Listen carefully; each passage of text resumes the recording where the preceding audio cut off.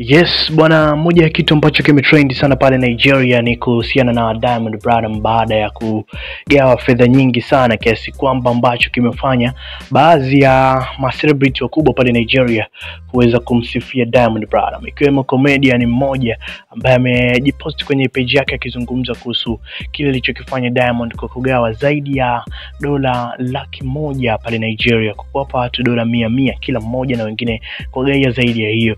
Ametuza watu wengi sana kwenye party zote ambazo zimefanyika kule. Tunakumbuka kuwa kulikuwa kuna sherehe mbili, White Pass traditional, lakini pia na walienda party fulani hivi kwenda kwenye club pale aliweza kuwagaia kila mmoja dola 100. Kingine ambacho kiliweza kuwashtua zaidi, aliwagaia pia mapolisi na mafande ambao walikuwa na msindikiza katika safari yake kule. Kwa hiyo aliweza kuwagaia pia nao mafande waliweza kupokea. Kitendo hicho alichokifanya kimeweza kuwadhihirishia wa Nigeria kuwa Diamond Platnumz ana pesa kuliko Wizkid, Burna Boy, lakini pia na Davido. Japokuwa kuna baadhi ya wa Nigeria ambao wameweza kumshambulia Mamba, lakini kuna wengine ambao wamesupport kile ambacho amekizungumza, kwa sababu jamaa amefanya kwa action, kwa kutoa pesa mingi kwa watu.